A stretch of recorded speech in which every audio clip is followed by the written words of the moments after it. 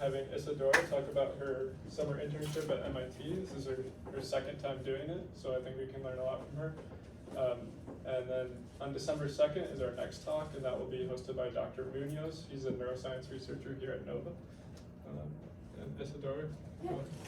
So hi everyone, my name is Isadora, and as I said, I did a summer research program in the past 2 years over the summer at MIT, and I decided to create this talk titled, Summer research programs, why they're important and why you should apply to them.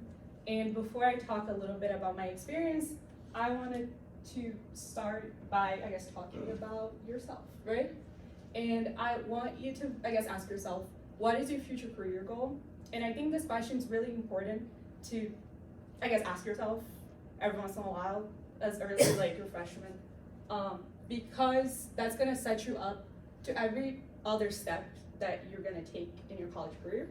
So the reason why I told you guys to sit close is that for the next 2 minutes, I would like you guys to talk to each other and share each other the goals that you have. It can be like profession or maybe a cool company that you like to work at. And yeah, you can start now if you like. Look at the person next to you. Well, I'm going to dentistry. Really? And I think that's pretty much it. I'm probably gonna own a private practice, and that's the goal right now. Once I reach that goal, I'll figure out the next goal after that. Would you want to get a PhD or If I have some sort of plan of a PhD that includes PhD program, then yeah. Why have you strike those two off you?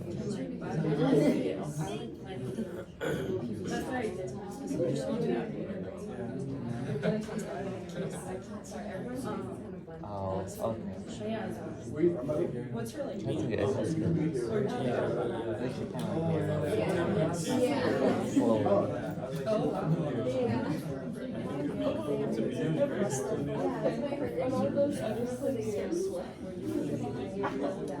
well, like, Doing research. I don't know. Yeah. Are you gonna apply now or? So this is, I still haven't done Oh, you're freshman. So you're gonna be for the summer. Yeah. Thinking about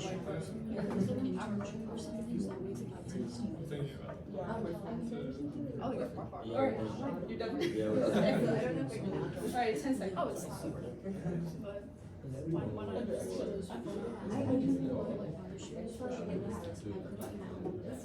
Alright. Time's up. Alright. So I hope you guys enjoyed talking to each other about what you want to do in life. And I don't know exactly what you guys talked about, but I am assuming that anything that you're going to do, you might need to go to grad school, either a medical, PA, doctorate, pharmacy, master's, whatever it is, or you might be interested in being in the workforce, like straight from undergrad, and apply maybe there's a company that you really like and you want to apply to. And the thing that those two points have in common is that if you are a competitive applicant, you can maximize your opportunity into getting either into the grad school that you like or the job that you like. And I was kind of brainstorming with some people I know about specific characteristics of a competitive applicant. And I came up with those 3 points. First point is having a quality network. Second one, meaningful research experience. And the third one is get selective opportunities. And I'll elaborate more on it. And I also wanted you guys to just look at the points, think a little bit about it. Is there any one of these points that maybe you want to work towards as an undergrad student? And I'm gonna show you a little bit of how a summer research program can get these points for you. And I just wanted to define these terms because I know they can sound very vague. What is a quality network? What does that even mean? So in my opinion, quality network is when you have a mentor that has a reputation, has connections, and that's like the first level. And the second level is that person, maybe you have someone in mind, can they put their name behind you? Can they show you opportunities that otherwise you wouldn't be able to have if you didn't have them as a part of your network? The second thing is like having meaningful research experience. Depending on the field that you're gonna go to, you need to have specific skills that relate to that area of expertise. And another really important point about having meaningful research experience is, can you be independent? Can you come up with questions that will contribute to like a greater good for that specific area of interest? And the final point is the point I want to focus on. It's getting to selective programs / scholarships, and I put them together because through a summer research program you can get money, which is really great. And through a summer research program you can get quality network and meaningful research experience. So, and just to give a little quick overview, summer programs are competitive. You are competing nationally against a bunch of other people of a bunch of other schools, and on average 10% of applicants get into those programs, and some programs the acceptance is lower, some programs the acceptance is a little bit higher. That's what I saw. 10 is big. Yeah, I'm being generous. 2 to 5. Yeah, it goes. I think you would be more like 1 to 5%. But another thing that some research programs are known for is that they give you tons of resources for grad school applications if that's something you're interested in. And another thing is that the programs, they cover your housing, they cover your travel expenses. Some of them give you a food allowance, and they give you extra money. I put $6,000 just like a baseline, but some programs give more, some programs give a little bit less. And another aspect of a program is that you get a meaningful research experience, as I talked about. You get skills, the goal of a research experience is for you to be independent in the lab, and you also get practice talking about your research, because you make a poster and you present that poster that you can later use to different conferences. And finally, the quality network, which in my opinion, it's like the most important thing. I think people have a misconception that a summer research program is like you just do research and then that's it, but that's not only that, right? The most important thing is you're gonna be in the summer working full-time in a specific lab, and you're gonna have a bunch of other students that are doing the same thing, and you're gonna form really strong relationships with those students because you're gonna spend a lot of time together. And a lot of those students are from different institutions, and they are usually encouraged to apply to different places to kind of broaden their range. And they can help you show specific opportunities that they have in their own schools that you might not be aware of. And networking with the people in your lab, with your PI, it's extremely important, because at least from my personal experience, the PIs that I worked for in the past 2 years, they have been extremely helpful, and they really want me to help me get into the goal that I'm working towards. And I talk to them, even though like the first person I worked with was like 2021, I'm always like sending him emails, giving him updates, being like, can you write me a recommendation for that and for that? And I was like, okay, great. So it's really Isadora, good. can I ask you, can I disturb you during the talk? Yeah. Okay. Last two, how many people that you were from Florida? From Florida. Were there any? There were people from Florida, but it was like Okay. scattered. Okay, that's all. They around. were there. Okay, good. Yeah, they were there. Yeah, there's Florida people everywhere. Anyways, so and now you might be asking yourself, okay, like I want to maybe have a bigger network. I want to get research experience. How do I do that? And the secret to get into a research program, it's actually very simple. You just apply. And I know that sounds kind of obvious, but if you don't apply to something, you're just not gonna get it. And I feel like a lot of students tell me, oh, I don't know if I'm qualified. I don't know if I can do it. I'm like, if you don't apply, then you know for sure that you're not gonna get it. me personally, I didn't have that much research experience the first time that I applied to the program. And when I was there, a lot of people had way more experience than I did. It was fine. I learned as I went, and I had a fantastic experience. So don't limit yourself if you think you're not qualified enough. Just apply. And and when I say apply, I don't mean, oh, just carelessly, like just pull something together and just send it. It's really important to really think very deeply about why you're doing what you're doing and what's like the goal for them. So what I came up with is your what, why, and how.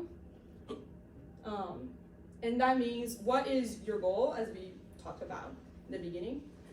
Why is that your goal? Why do you like trying to be a doctor? Why is that important to you? And how are you planning to achieve that? And when you really think about those points, and just like put something together, you be by default a more competitive applicant, because whoever is reading your application will know that you know what you're doing. You're not just applying because maybe the school's name is like really fancy, or because you wanted to make your resume look better. You're applying with a purpose. And I use myself as an example. For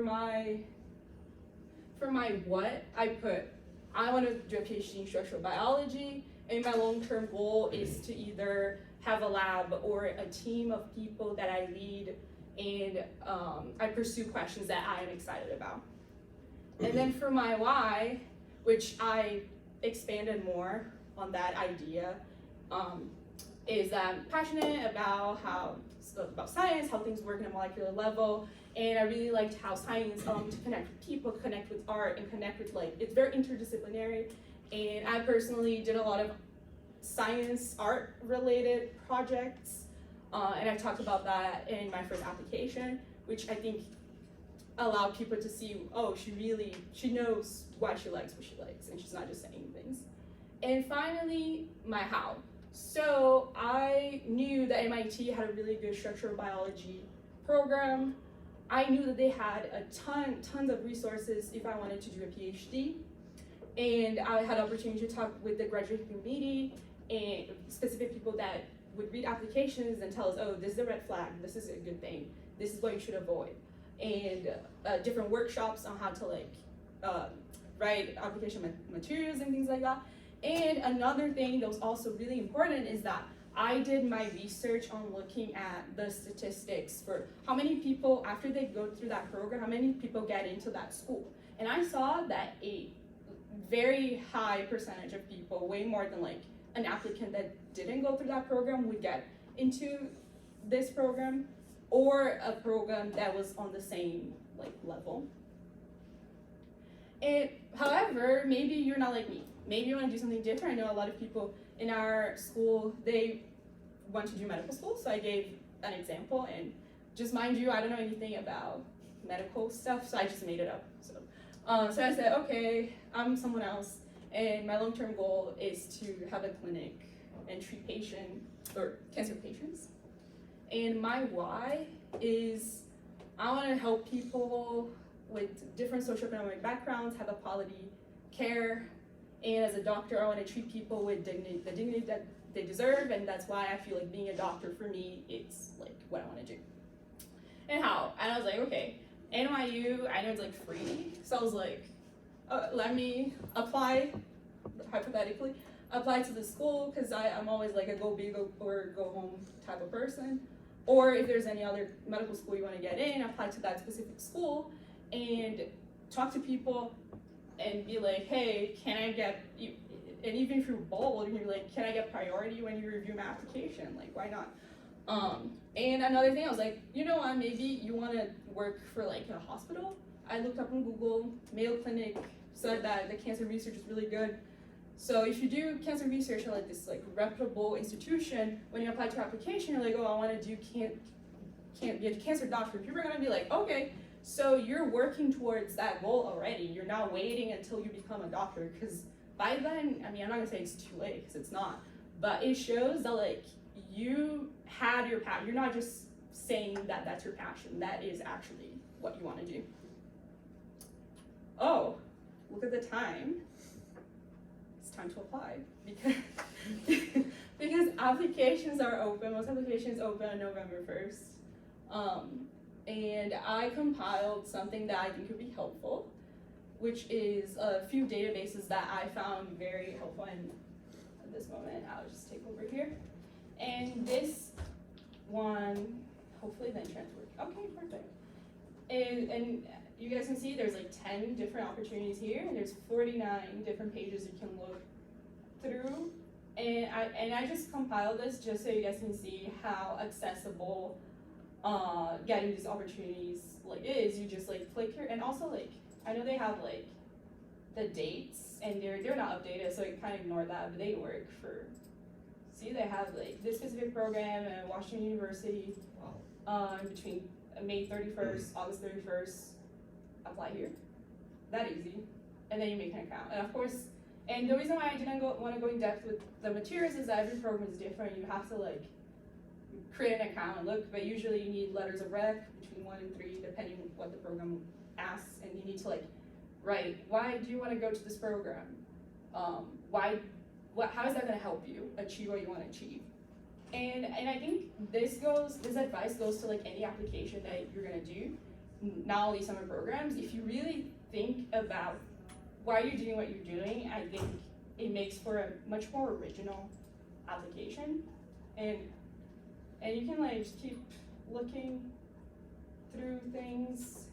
There's like so many different programs, and you can even like if you don't want to go, like if you just want to say Florida, you can just click Florida. If you're not a U.S. citizen, because I think the funding is different, you can be an international student. There are opportunities for international students and DACA students. You can choose, I want to do chemistry or computer science or whatever you want to do. And these programs, each one is a little bit different. And I just wanted to show you guys, there's this program, where is it? That I thought was pretty interesting, this Yale one. And it's more geared towards people that want to do like MD, PhD. And they even have a physician scientist shadowing experience.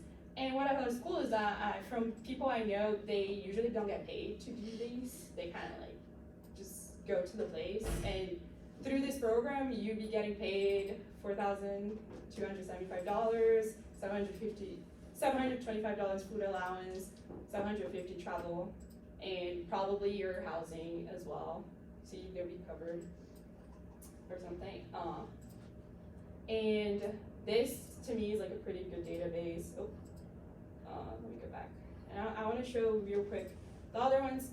There's one at our school's like page where they divide Florida. So like maybe you want to go to a Florida one. Scripps Research Institute is a pretty good one.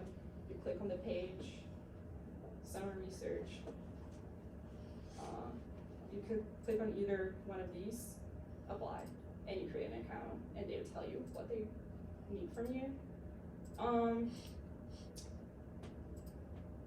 Another one is the NSF database, which is like, I never used it. It's gigantic. Like, look, there is 82 pages. Each one has 30 postings. And like, I don't know, maybe you want like this one or whichever. They have, I think, a point of contact. And from personal experience, I've seen that these people, if you email them and you're like, hey, I'm really interested in this program, they are really happy to help. If they don't reply, just go to a different one. But from my experience, they try to get extra attention to application if you show that you're really interested. Finally, I wanted to plug this program right here is very competitive. You can apply to any of these institutions, and if you get in, you get a few waivers to apply to any of these institutions for graduate school, which is pretty good because applying to grad school is like a lot of money. And I use Reddit. I'm a Reddit girl, and Reddit, it's really good if you know how to use it. So there's this Reddit page called REU, which means Research Experience for Undergrads. And at REU, they usually use the actual term refers to experiences that are funded by federal funding. But in Reddit, they use it to mean any type of paid summer research experience. Because you're gonna find research experiences that are called like SERF, which is like funded in different ways, stuff like that. And then you're like, they have like like this thing where people talk about their different programs that they're applying, so you can get some ideas. You can ask questions. If you're like, I don't know, if you think your GPA is like not that good, but you have a lot of research experience, some people like they post those questions. They're like, oh, what do you think my standing is, and things like that. And there's like ideas for people applying to astronomy, physics, whatever your interest is. There is something for you. And finally, I wanted to thank all of you for taking time out of your day to come see my presentation, and I wanted to thank the Scientific Literature Society for having me here and giving me the opportunity to like share a little bit of my experience and things that I learned along the way. And I want to ask all of you if you have any questions, and it can be literally about anything, about my experience at MIT, concerns that you might have personally when applying, and if you want to know my experience actually applying to it. Let's get around the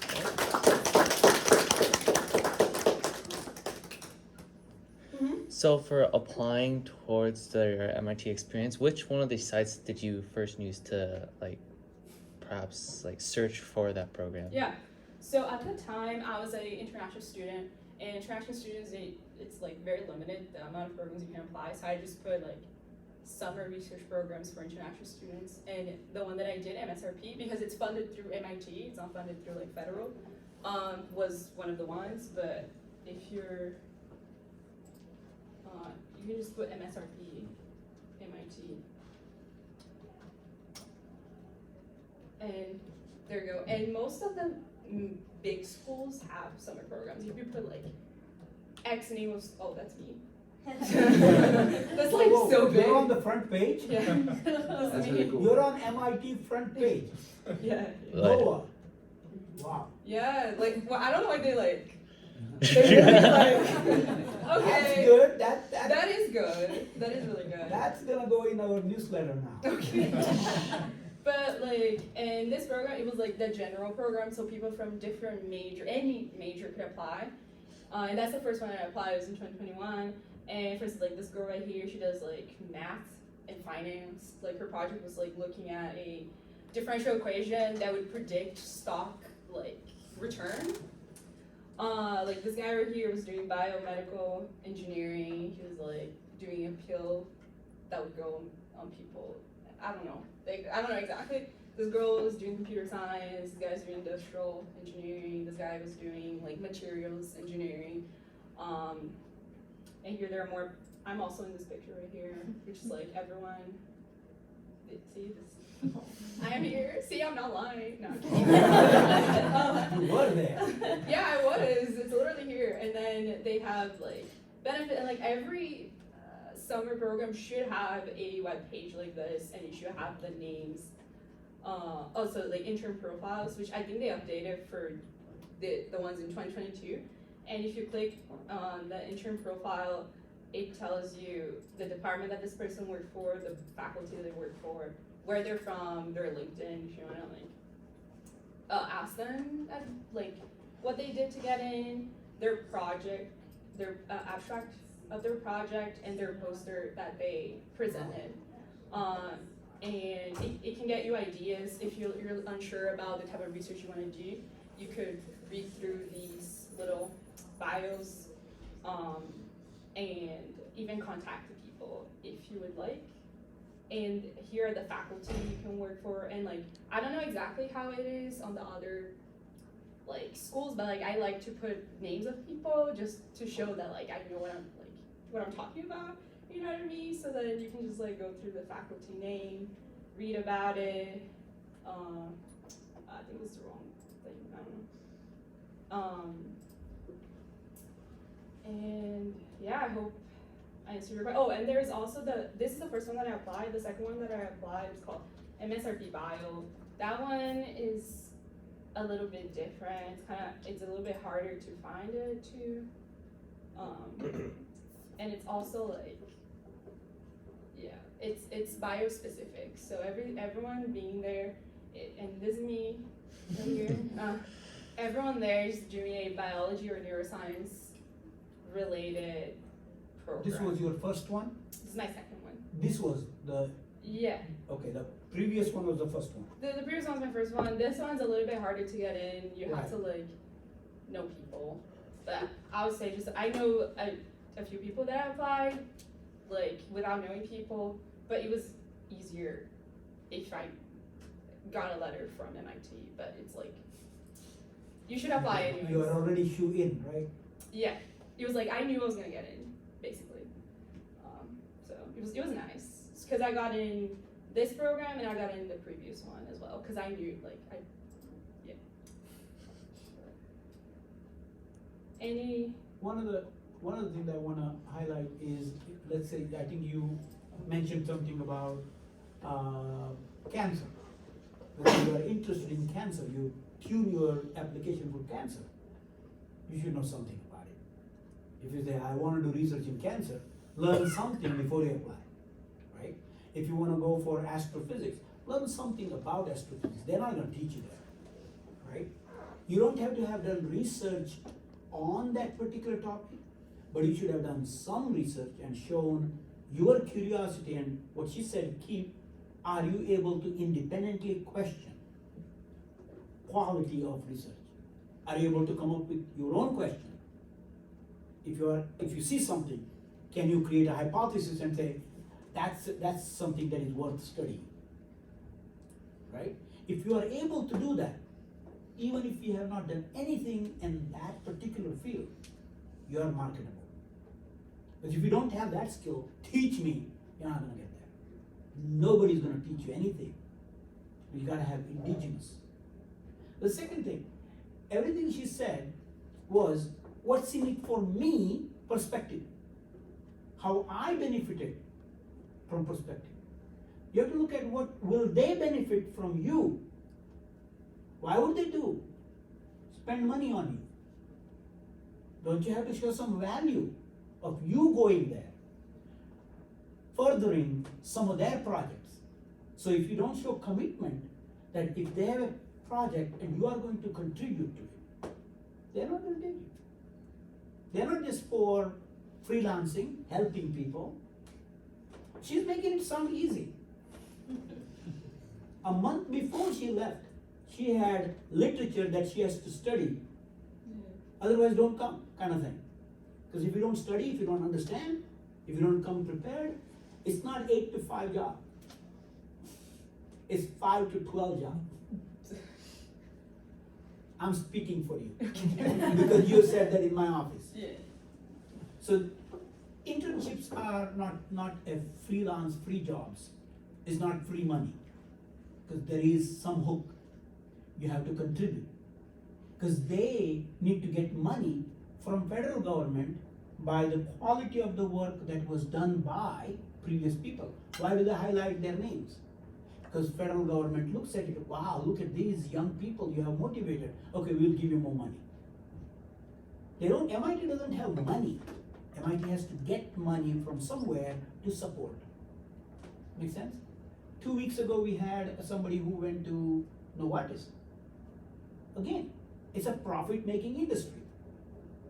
Why would they spend $8,000 on you, who's just gonna come and eat and live and go away, vacation? They have to have some, collateral investment. For industries and for summer internship processes, you are an investment. And if you tell them you are a good investment, you get it. Any other questions? Maybe about, I don't know, my I'm experience? sorry, I had to go on. No, it's okay, it's okay. I'll try to be honest, as much as I can. Yeah. So the first time you mentioned like literature prior to going, like did did that actually happen? Like, did they assign you stuff, or did you say like, hey, I'm interested in this, and then find your own, like, do your own literature search, or how did that work? No. So for my first experience, you could, in your application, you could put names of labs that you want to work for and explain why do you want to work for that one. And as I said, applications are different. So that was my specifically, and I tried to do that in my other ones as well, even the ones that didn't exactly tell me, oh, put names down. I tried to like incorporate that. And then after I got in, they contacted the lab, and then they matched me in the lab. So the lab found out basically when I found out that I was joining them, and then after that they had, so they have the principal investigator, right, of the lab, just like does everything, or the owner of the lab, I guess, and then a postdoc person that emailed me and set up a Zoom meeting with me and kind of asked me what I knew about the thing, like their area of research, and then he sent me like a lot of literature for me to prepare before I was there, so then when I was there I could start doing research right away.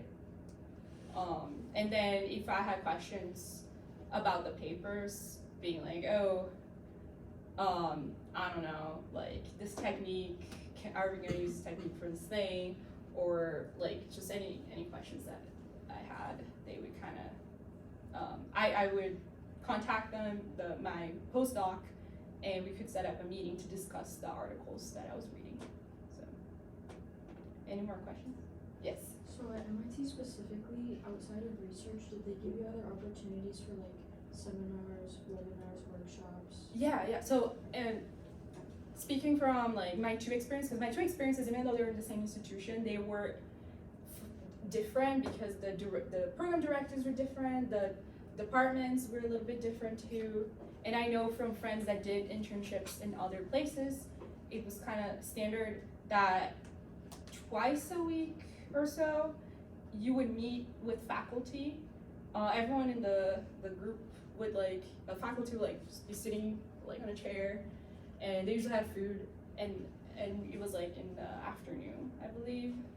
And we would sit in a circle, and then the faculty would talk about their research, talk about their experiences and how they got where they were.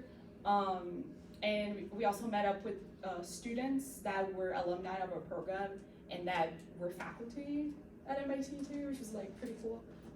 Or students that got into PhD programs or were working in industry, and we could ask any questions to them, and sometimes they offer their email, or if they saw someone was interested in their research, they're like, oh, here's my email if you want to like talk to me about it. And yeah, it was like nice. Like I was able to like reach out to people, talk to them about research and my interests and things like that. And at least the grad students there, I found them really helpful. They sent me their application materials for grants for like their actual like grad school applications, which was nice to have for reference. So yeah, and my second experience, we also had a paper reading class that was every morning, and it was like a grad school type class that they have, and a professor would he would like guide the discussion. So we had to read the paper, I think every week, and then we would talk about the paper for like 2 hours. So that's actually the motto of Student Literature Society here. Yes. That's what we do. This group, every week, I assign a topic, people come and give a talk and discuss. That was, but it's gonna go back to that state. You had to do that every week. Yeah. And yeah. Who was assigned, how big was your research group? First time and second time? The your people. Research the lab. group, the lab, the professor and people working with. So, my first time, like, I don't think it was that big. I mean, it had like 4 grad students and 2 postdocs and no undergrads. So that was. You are the undergrad. Yeah, I was undergrad. I was the first undergrad they ever had. So the quality of work that they expected was higher, I would say. Especially because my postdoc that was working with me was his second postdoc position, so, and he was very like, you know, and I mean, different people had different experiences and different like intensities, but from what I saw, everyone had like, you know, pretty intense experience, which I guess that's what you should expect, you know, from just because that's just what it is. You're getting paid. Yeah, I was getting paid, I was getting the connections, and like as I said, the person I worked with, the PI, he has been, you know, super helpful, reading through application materials, things like that. And I went to visit him because I went back to MIT in 2022, or this year, but I decided to join a different lab to try something out different. I went to visit him, he showed me pictures of his daughter, like, that was born like a few months ago. So like it's nice to have like a bit, because when I was in the lab he wasn't like that, but then when I left and I think he sees that I'm gonna apply to graduate school, you know, I'll probably hopefully become a colleague of his in the future. It's a little bit different. No, and yeah. Any more questions about maybe like do any of you have concerns about applying to these programs? Like, if any you want to share, maybe like someone else might have the same concern. Okay, So what was the application process like? Like, did they ask like essay questions? Like, did they ask for like your transcripts? wait, give me a sec. Did you have a concern? No, I was gonna say, when's the deadline for Oh, okay. submits? Come on, that's not the question. That's okay. Changes. Yeah, it's different. You have to like go and see. Some applications I did, the deadline was like January 10. So I had to be very like good at like managing my time and letting people know, the people writing me the letters of recommendation, like with enough time so they wouldn't forget, or you know, because if you don't have a letter of rec, you'll be, yeah. I don't think they read your application if you don't submit. Form letters don't work. You know, they're in a hurry, we'll sometimes write form letters. Like, this What is is good, that? take this. You know what form letters means? No. You know, form letters are just like, he asks, she asks, both of them in my class, I have a template, I'll just put the name, and send it. That doesn't work. They are specifically geared to the specific skill of a person. This is the first time when I wrote one for a month, they had so picky questions. Answer these questions in the letter of recommendation. And if you want, I can share with you those questions. Because I had to write comment on the student's ability in those particular aspects. If you didn't give a chance for any professor here to know you on those skills, you are not gonna get it. And So you have to have, as she said, you have to create a lawyer, somebody who's gonna write and back you up. And you gotta create that, you know, a support system, then you apply. Otherwise, it's just an application. Success rate is very low. But that doesn't mean that you shouldn't apply. As I said, it is a prestigious thing. It's very prestigious, not common, you know. The reason I asked you how many people from Florida is because there are people who are familiar with this, people who have done this, and you probably are finding out for the first time, right? You have heard about it, wouldn't it be nice kind of thing. But there are people who aggressively grew into that program saying that I'm going to go for summer internship, I'm going to do this, and they went with that mindset and they made sure that they had prepared that. I think that's something that you need to think about. yeah. School doesn't have a unique system that helps you there. You have to approach your professors and create that. For the process of like the letter of rec, is it that you get the person's email and then send it to your professor, so then they send the letter of recommendation? That's how it works? Yeah, for the most part, right? On the application, you can put their email. Some you can send like a little notification. Some you have to submit the application for them to get the notification. So if you wait until like last minute. That might not be a great idea. And also if like right now you might not have a relationship with a professor that where you feel like, oh, I don't think they're gonna write me like a good letter of recommendation or strong letter of recommendation. Like, don't worry about that. Like, keep trying to work on that. Or like, you're not gonna like just give out and be like, oh, this is like too hard, whatever. You should just like, you know, keep working towards that. Keep trying to build those relationships. And even if you think you're not gonna get in, just apply, because I think the earlier you start applying, the earlier you're gonna figure out like, oh, I know how the process is. I know what the questions are. Like, the tendency is just for you to keep getting better and better, hopefully. And that's what happened to me, like, freshman year.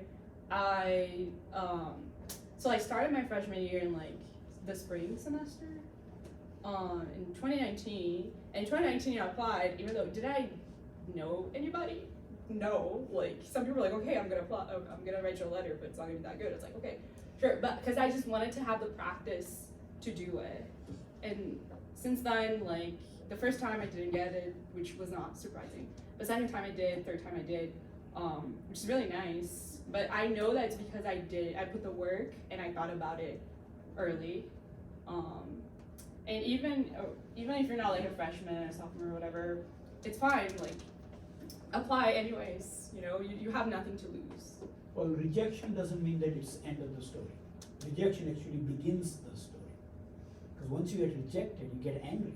You start working at it, and that's the human nature. I think and then when you get it, that rejection was worth it. Any more, any questions? Yeah. If you don't mind just scrolling up to the slides with the websites, I just want to take a picture of it. Yes. Thank you. And it's very like easy to find, like literally if you just said summer research programs. You're part of the scientific literature Yes. site. Is there like a group me to join? Yes. For the club? And then maybe you could send the link. Yeah, we can Well, send we it. have a listserv. GroupMe is something Tatum is doing. I have a listserv.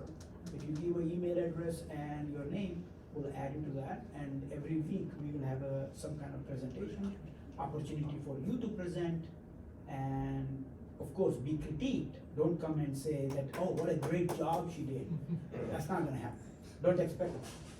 So we're not supposed to give you applause. See, one of the things about the summer internship issue was, at the end, they had to create a poster. Everyone that has gone for summer internship, a poster was required. Without that as an end goal, you don't enter. That means you have to have something to show. Does anyone else want the group? And as I said, well, what was your Just question pass it again? around. Yeah. Just basically like, what was the application process like? Just like, was it like essay questions Yeah. that was asked? Yeah, Basically. yeah. Some applications like just like a cover letter type, or like 2 pages long, where you explain what is your research experience, why do you want to do this program, how is that going to help you, things like that. And there are variations of that. Like for instance, the MIT one, they don't give interviews. You're just either in or not. But the Washington University one that I applied, it did give interviews, and on the interview, they asked me a lot of questions. Like I had to be ready. For instance, as Dr. Shanbag said, so how can you contribute to our like program, to the lab that you want to work? And I had talked about labs that I put in the application. They asked me, why do you like these labs? And then I had to like just prove, like not prove, but like talk my way into being like, I actually have in the skills that the lab did was like computational, a lot of coding, all that stuff like that. And I was like, well, I have those skills, but I also have all the other skills that I built from my other opportunities. And if you need literally anything that might not be necessarily coding, like specific, I can do it for you. If you want me to clone something, I can do it.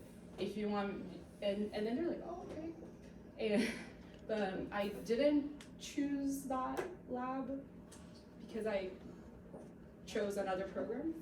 But I know that, yeah, the interview was pretty interesting. They asked me about my research, of course, That's something you have to know. If you do apply, make sure that you know that place well. Study that a little bit, research about it. And again, if you wanna talk about it, I'm in 126, you can come and discuss if you have any issues, if you wanna talk. I don't know much about it, but we can sort out. I can be there if you are interested to talk about, hey, how about this? Let's be the devil and give you the what if scenarios and see how to prepare. Because your expertise as a barista at Starbucks is not going to be valuable, because that should be cut out from your resume. That's a biochemistry lab. What are you talking about? That is biochemistry lab. Yeah. But you understand that your CV has to be edited. Your personal experience has to be edited. You have to show professional, look, rather than your experience in dealing with people. That's not gonna get you a internship. Well, I'm not saying that. I'm not saying it's not gonna get you, but that's gonna be less valuable. As she said, you have to work your way, and that working your way, she didn't tell you exactly how you work your way, because you gotta smooch. You gotta figure out what they want from you, and you give it before they offer you. So that's smooth. So sometimes, you may want to talk with someone to say, hey, how do you have to do this? So ask your professor, or if you don't have anyone, you can come by. You can always come and ask me. I don't know much, but I can try. Because I want more people from NOVA to go. The reason I'm asking her to present here, we would like to have a bigger group of people go to other places so that our reputation of NOVA increases, right? Our reputation doesn't go up because we get more hurricanes here than anybody else. That's not the reputation. So the reputation building is, somebody has to know NOVA's name. And if you go there now, MIT has Isadora's name. And Isadora NSU name. And that goes a long way. I think that will make one of you a rope to climb MIT. Did you get that? Because they know, there was a student from MIT here, from NSU here, right? Okay, do you recall Isadora? Go, yeah, I know her, she's my best friend. There you go, you got a link. That makes sense? When you have to create that network. She gave you those keywords, the network. So you can't just be alone when you apply. It doesn't work easy. It happens. She got in without networking, but she found her way. But you have her. Use. This is a rare thing to have summer internship that is paid. Paid summer internships are very rare from NOVA. It's a common scene at other universities, very rare from NOVA. You have to pay to go to internship here. You register for a course, right? You know about Johns Hopkins has a program that NOVA University places. I think it's MD Anderson. MD Anderson one, and there is one for Graz. I don't know whether they're still doing that. There's one for cadaver prosection at Indiana University for med students. We used to do that, but it was like a course, like a summer internship. You register for 3 credits and school sends you, but you pay the school tuition money and you spend on your own. You are on your own. Getting money is a rarity, but it's possible. That's what she demonstrated. That's why it is important for,